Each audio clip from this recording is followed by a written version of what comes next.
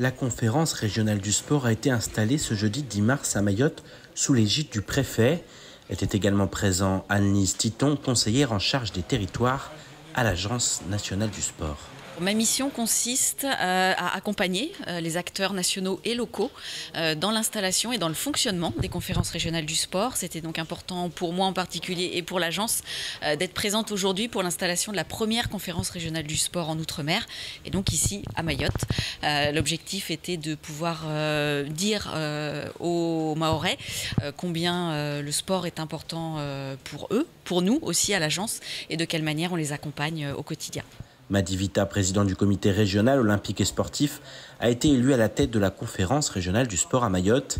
Il nous explique les missions de cette instance et les objectifs pour les prochains mois. C'est une émanation donc de l'ancienne CNDS, Centre national du sport, qui est devenu maintenant ANS, Agence nationale du sport.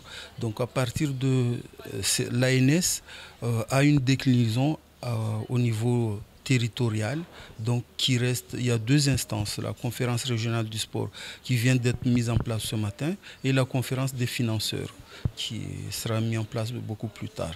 Donc après, conformément au texte et au décret, donc la conférence régionale du sport est censée dans un premier temps procéder au diagnostic du sport à Mayotte et puis proposer un plan territorial du sport. Ce plan devrait notamment comprendre l'organisation des Jeux des îles en 2027. En effet, cette nouvelle instance doit permettre de structurer et porter la candidature de Mayotte. Ce qui va changer avec la conférence régionale du sport, ou en tout cas ce qui peut changer, c'est que les différents acteurs se mettent d'accord sur la manière d'organiser ces Jeux des îles finalement, et pour le moment en tout cas de porter le dossier de candidature par le biais des équipements qui seront certainement à construire, c'est-à-dire qui va les financer, comment, à hauteur de combien, où, pour qui, et surtout là aussi la notion d'héritage elle est importante, c'est-à-dire que les Jeux des îles sont une échéance en soi qui est importante, mais qu'est-ce qui restera après les Jeux des îles de ces équipements structurants par qui ils seront fréquentés au quotidien, par les scolaires, par les clubs, etc. Donc c'est ça qui est utile et important, c'est de voir au-delà des Jeux des îles aussi ce que les Jeux des îles pourront apporter pour l'après et pour l'avenir. En effet, les Jeux des îles doivent permettre de structurer le sport à Mayotte dans son ensemble, et ce, bien au-delà de cette compétition internationale. Si les restrictions sanitaires sont pour la plupart levées, la guerre en Ukraine laisse présager une crise bien plus profonde encore que celle du Covid.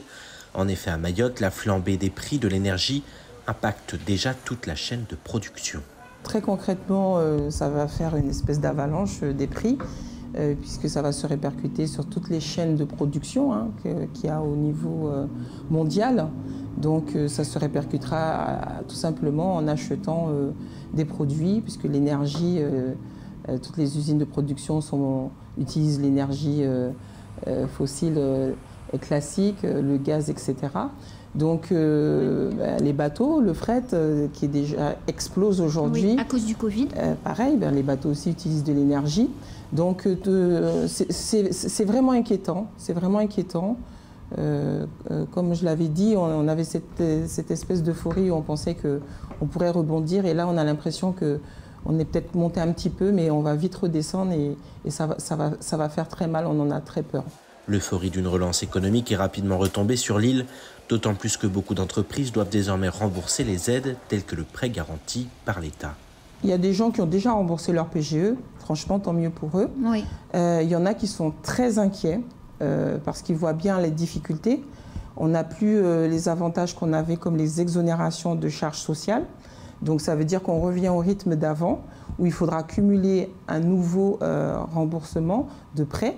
Sur 4 ans, c'est quand même, il y en a qui ont été au taquet, qui ont pris les 25%. Oui. Sur 4 ans, c'est énorme. Alors aujourd'hui, il y a un dispositif qui existe et qui permet de rembourser non plus sur 6 ans, mais sur 10 ans. Mais moi, j'attire l'attention de tout le monde qu'il ne faut pas...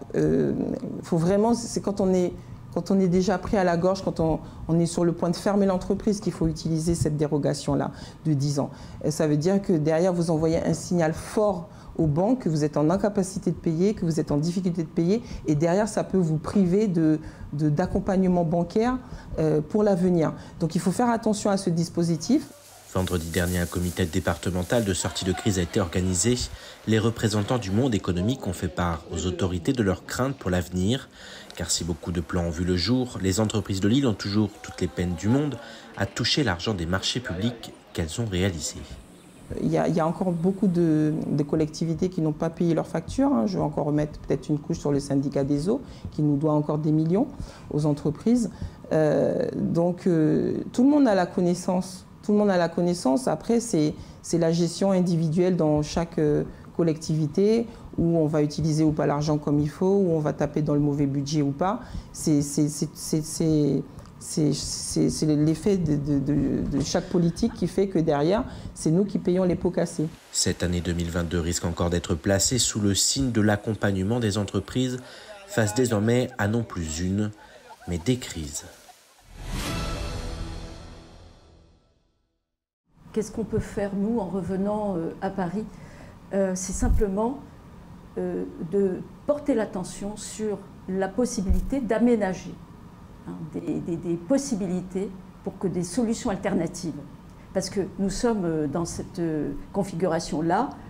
Ce qui se fait dans l'Hexagone peut se faire en partie ici, évidemment, mais il y a toute cette frange-là, particulièrement en difficulté, pour laquelle il va falloir apporter des modalités de réponse qui ne sont pas celles que l'on connaît dans l'Hexagone. Voilà.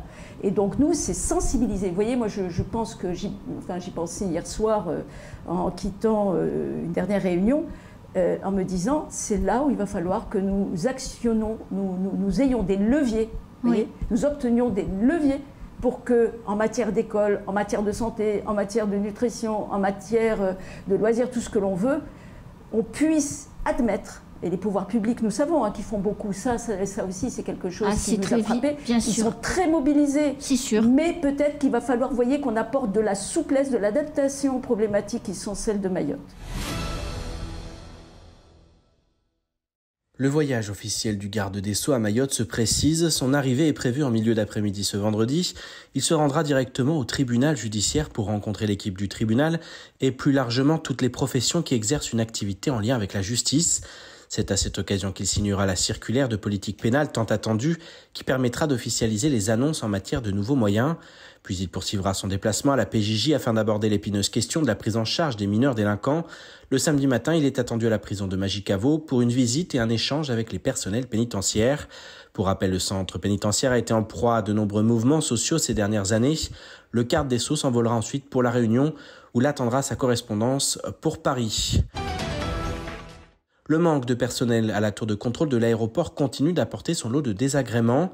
Hier, un avion de Corsair qui devait assurer la liaison Mayotte-Réunion a rencontré un problème technique et Waer devait prendre le relais suite à un accord entre les deux compagnies. Seule condition d'écaler le vol d'1 heure, le temps de préparer l'appareil. La tour de contrôle, toujours engluée dans des problèmes d'effectifs, a néanmoins refusé ce report d'1 heure. Le vol de Corsair via Ewa a donc été annulé, un décollage étant impossible sans les aiguilleurs. 100 passagers sont ainsi restés sur le carreau alors que la plupart avaient des correspondants sur d'autres vols au départ de La Réunion. Le manque de personnel en tour contraint d'autres compagnies à annuler des vols, les aéroports de destination ne disposant pas des créneaux pour faire atterrir les avions en provenance de Mayotte. C'est une sacrée découverte. Un sélacanthe de 30 kg et mesurant 1,23 m a été pêché à Mirondsi, au large d'Anjouan ce mercredi. Il s'agit d'un poisson fossile vieux de plusieurs millions d'années qui n'a pas évolué et est resté à l'état dinosaurique. Il se trouve très rarement et seulement sur quelques zones précises du globe, en Afrique du Sud, aux Comores, à Mayotte et dans le sud de Madagascar. Quelques fosses d'Asie les abriteraient également. Rarement observés, ils vivent dans les très grandes profondeurs et ne remonteraient vers la surface que pour se reproduire là aussi très rarement. C'est donc l'un des animaux les plus mystérieux au monde qui vient d'être pêché et envoyé à Moroni pour y être conservé. Le dernier sélacanthe avait été capturé en 2017, là encore à Anjouan, par un pêcheur de Mtsamoudou, alors que sa dernière observation remontait à 10 ans en Indonésie.